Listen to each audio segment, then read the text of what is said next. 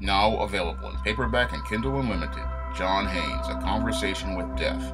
The man who rules the world and the angel of darkness take on a horde of demons in this inaugural John Haynes series adventure.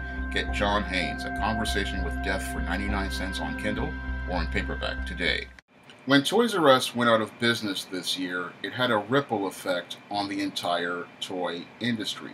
And we're starting to feel the impact of those ripples on the toy industry with Mattel's recent announcement that they were going to lay off 2,200 of Mattel's workers and sell several of their factories. However, the problems that went on at Mattel went on before Toys R Us went out of business, and many of those problems have to do with the mismanagement of several of their toy lines. Now, I've been a guy who's collected action figures for over 25 years.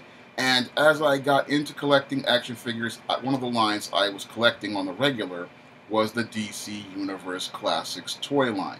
And later on, around 2010, 2011, is when we started to see mismanagement of the DC Universe toy line by then executive Scott Nicklick and many of the people at Mattel, who decided they wanted to create toys featuring characters from lines of long ago, like the Super Friends and Super Powers, that were over 30 years old and many customers just did not recognize, or they wanted to do obscure characters from modern lines like the Rainbow Lantern Wave, which was called Wave 17 to many toy collectors, that was universally ignored by many toy collectors who were angry at the fact that we had to deal with these rainbow lanterns instead of getting many fan-demanded characters. And this had a ripple effect on the whole DC Universe Classics line, which was already struggling in sales after the Trigon wave, which literally struggled to get an audience. And after about wave 20, we started to see the end of the DC Universe Classics line. Now, the DC Universe Classics line's problems were exacerbated by Dan Didio's decision to end the DC Universe and launch the New 52 Universe. And Mattel decided they wanted to launch New 52 toys to go along with the New 52 Universe. Unfortunately, many of those New 52 toys did poorly at retail because many comic fans were angry over the end of the DC Universe, and they did not want to buy any sort of DC merchandise. And this has been a pattern that has gone on for almost 8 to 9 years as related to DC Universe properties, because DC Universe properties have struggled at retail for at least 8 to 9 years now, and many comic fans who used to buy entire cases in order to get a full wave plus a collect and connect figure stopped buying figures altogether. And those who wanted to get classic characters who came out now and again, they would cherry pick waves of figures just to get the characters they want. Now, Mattel did offer a subscription service to collectors, and when I had some money, I did buy a subscription to their service. However, customer service problems with Digital River alienated a lot of people, and when they offered the second year, many of those people who were alienated by Digital River didn't want to subscribe for a second year, and a lot of them even got angrier when they saw more of those rainbow lanterns coming in instead of classic characters people wanted to see, like Speedy, like the Changeling, and like many other characters who people wanted to see complete a team, because many people who bought DC Universe Classics, they wanted to see teams completed. They wanted to have a complete Justice League. They wanted to have a complete new Teen Titans, because I know many people who wanted to have a complete new Teen Titans and were angry that they never got a Changeling, they never got a Starfire that was wearing her classic Perez costume, or that they got a Speedy or other characters who were affiliated with the new Teen Titans. A lot of people were angry about that, and they were also angry about the Rocket Red figure, who was made to appear like Jeff Johns' idea for Rocket Red and not the classic Rocket Red. And that's what led to a lot of people not buying the second year of the subscription for the DC line. And DC was one of the lines that they mismanaged. And another line that Mattel mismanaged as related to their online thing was the whole Voltron thing. Because with the whole Voltron Classics thing, yes, it sold, but the overall toy was a misproportioned piece of junk in comparison to other Voltrons like Soul of Chigokin or Toynami's Masterpiece Voltron, or even some of Playmate's Voltron toys. Yes, you could put the figures in the lines, but Mattel's execution of concept does not give you a toy that can even stand up or even hold any of the accessories. So Mattel's problems on the boys' side have been apparent with many of their action figure lines like DC Universe Classics, and they've mismanaged the DC license on the boys' side very, very much. They just have not done a good job with their figures, and their recent figures that they announced at the San Diego Comic-Con,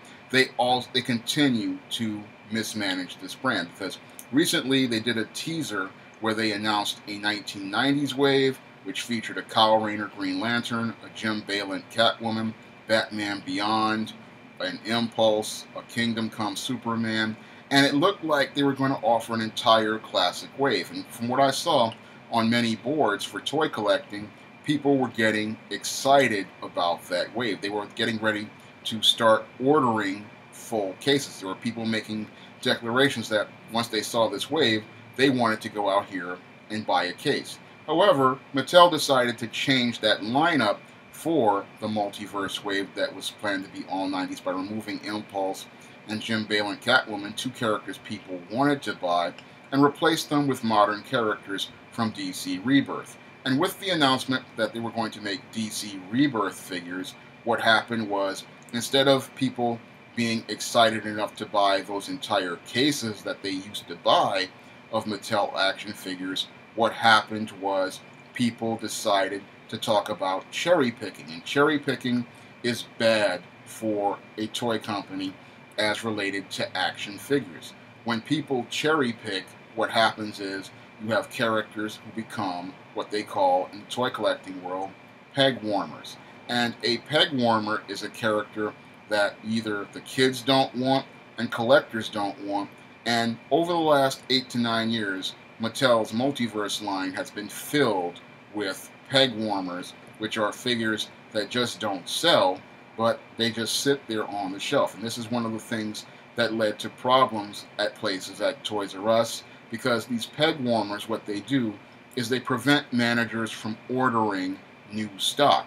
And because they can't order new stock, what happens is the stuff sits on the shelf, it rots on the shelf, and customers, they keep seeing these toys, and then they stop wanting to come to toy stores like Toys R Us. And that happened because of the combined mismanagement of the original DC Universe Classics line, the continued mismanagement of the DC license, and Dan Didio's decision and the former, I forget what her name is, Diane Nelson's decision to launch the new 52 DC Universe, which did extreme damage to the DC brand as related to merchandising. Now, the second thing that led to Mattel's troubles was their complete mismanagement of the Monster High line. Now, the Monster High line from 2009 to about 2015 was Mattel's best-selling doll line. Many people were out here collecting Monster High, many kids were collecting Monster High, many adults were collecting Monster High, and in the goth subculture, Monster High was one of the storied brands of the goth subculture.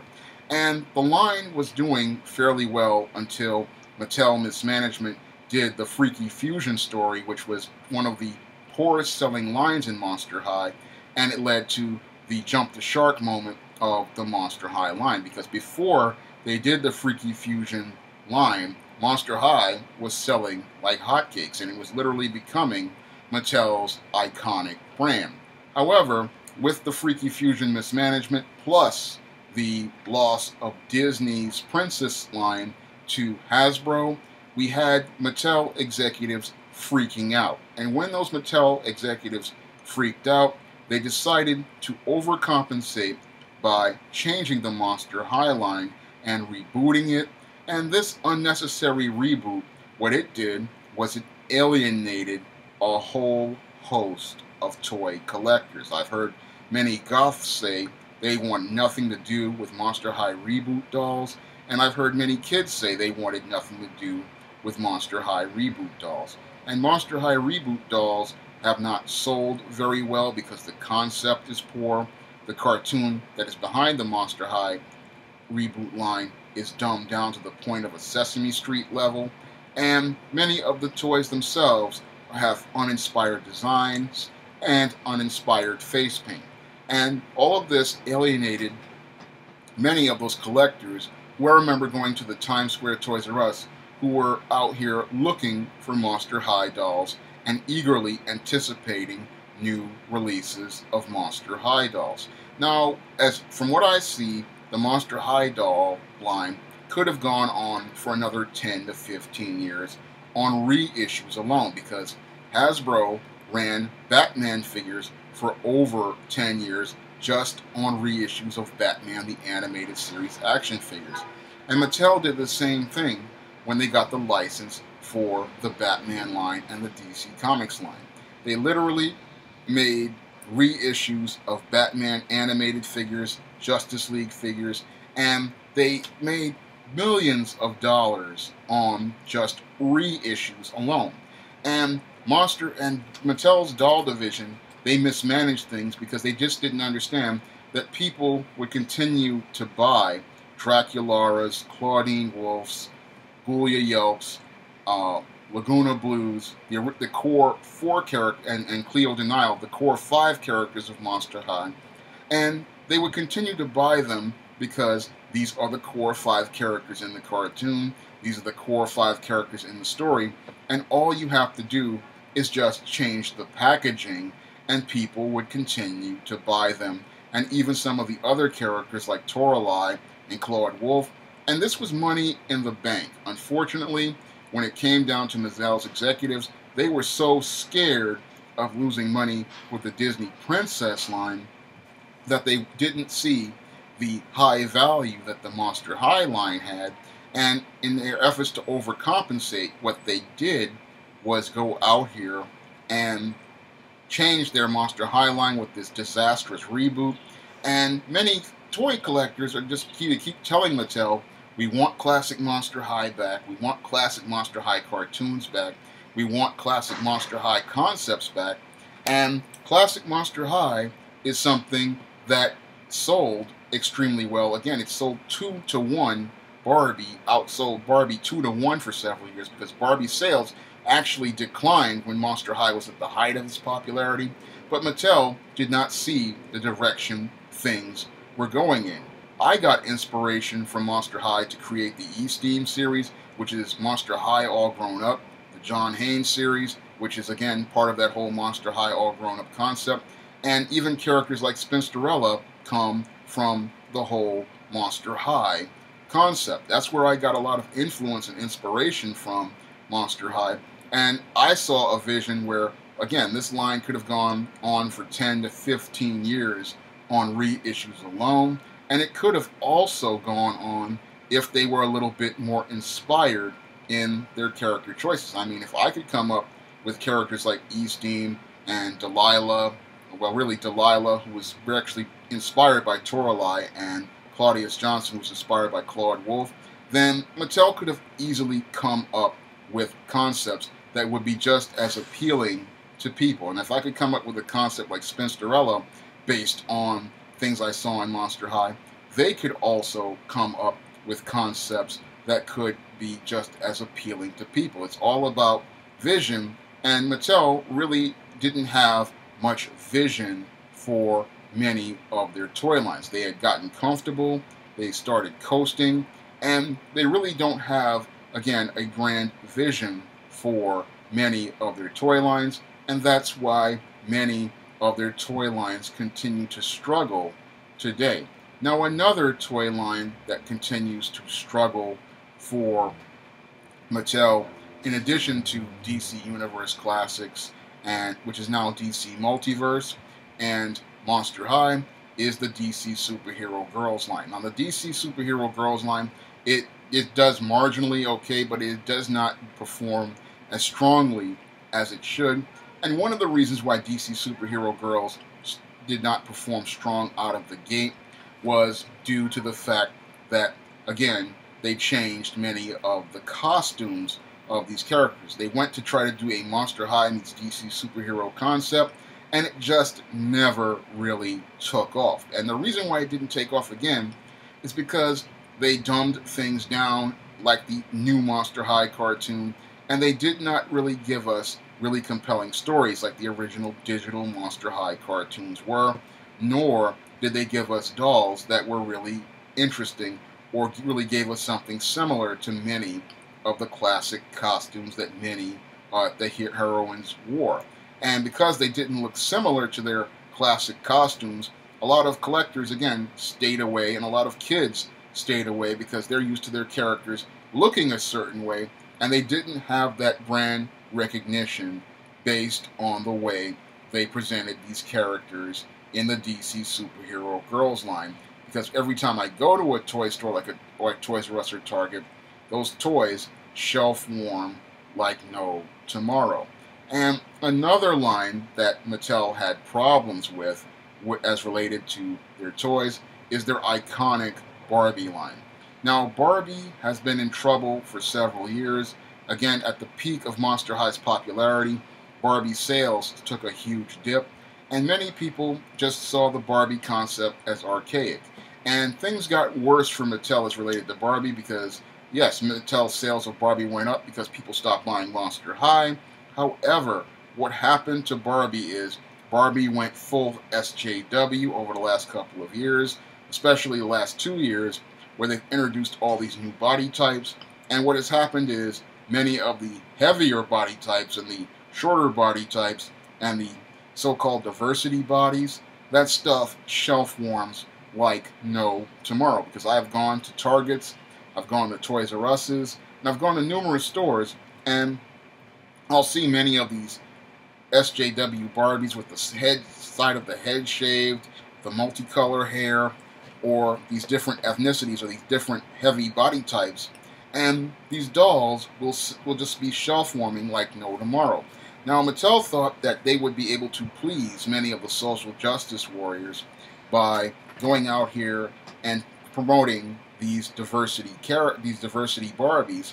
Unfortunately, many of those social justice warriors who complain about Barbie giving people body issues did not want to put their money where their mouth was as related to Barbie.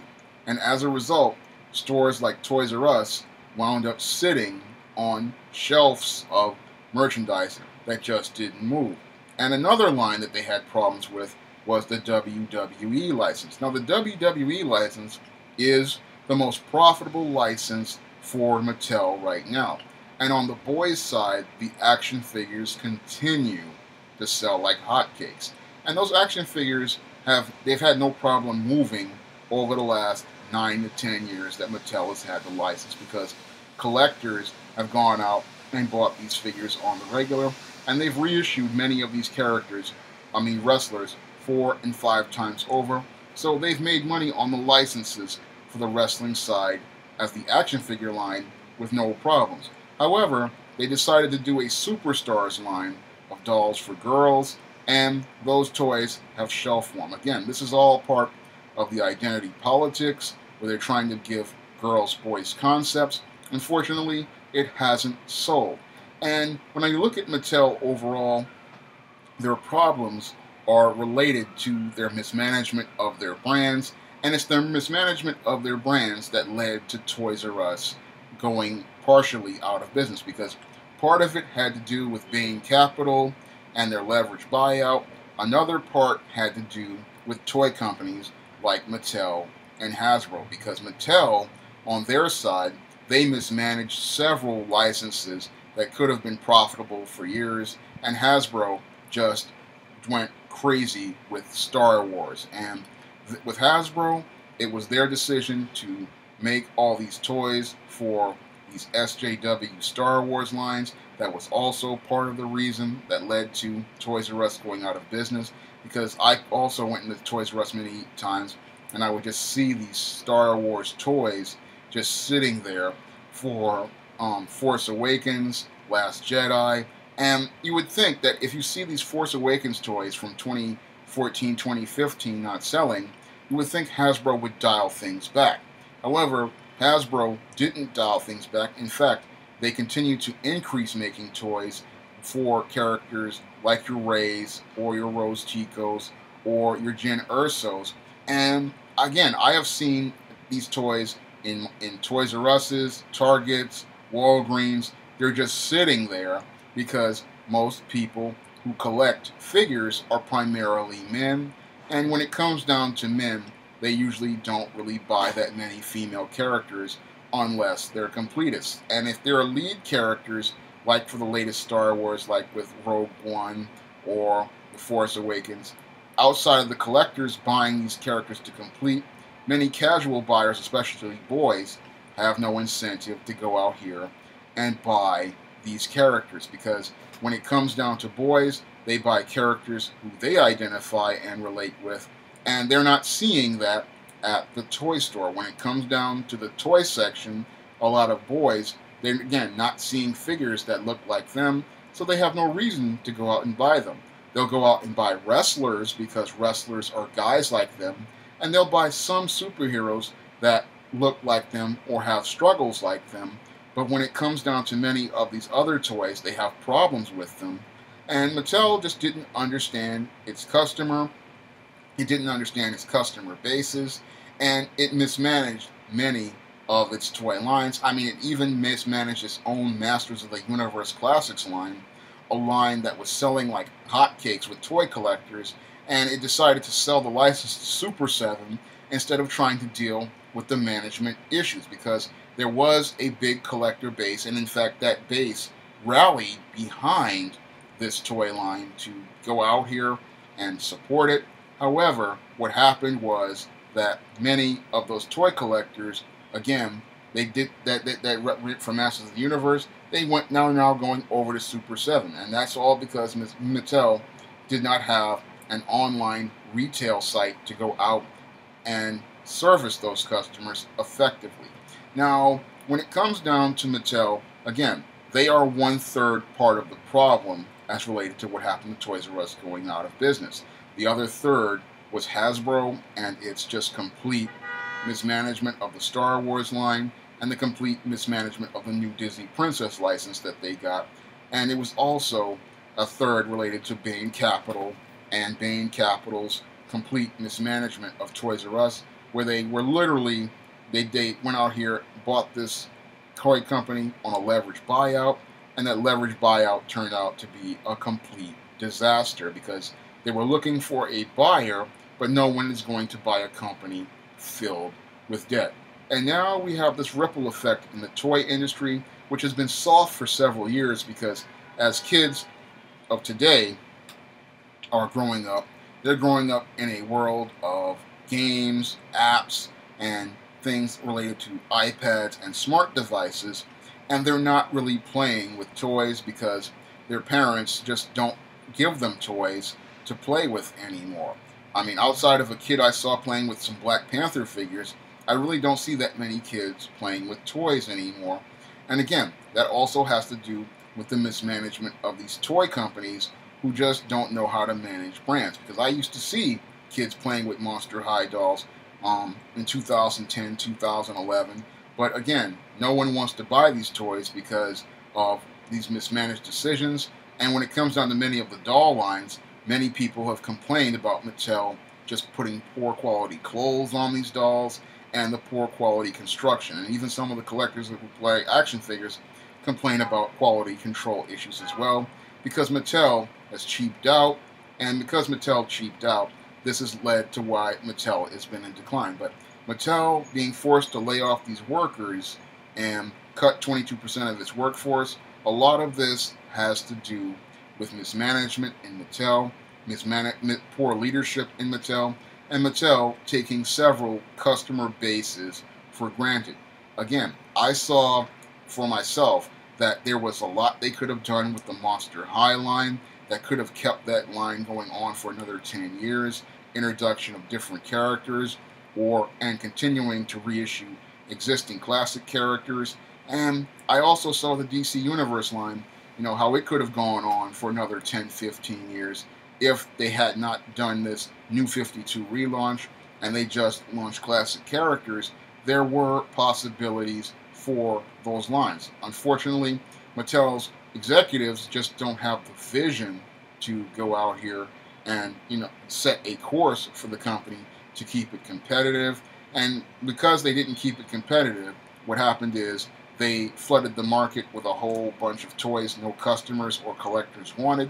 The customers and collectors walked away, and now the toy industry is feeling the impact of that on their business. At this point, there may be a possibility of salvaging Mattel's business. However, what they're going to have to do is start listening to the customer and giving the customer what they want, and stop trying to go out here and give people what they want, and stop listening to demographics of people like SJWs who don't buy product. What they're going to have to do, again, is go back and change many of their lines. Unfortunately, I don't see them doing enough in that direction. I see them making steps, but they're going to have to make some power moves to really get people excited about their products again. If you'd like to try some of my SJS Direct publications, like the ISIS series, the E-Steam series, the Temptation of John Haynes, the Spinsterella trilogy, you may do so by clicking the link to Amazon.com in the description box. And if you want to help me make more videos like this, you can donate to my Patreon by clicking the link in the description box. That's all I have to say for this video. You can comment, rate, and subscribe.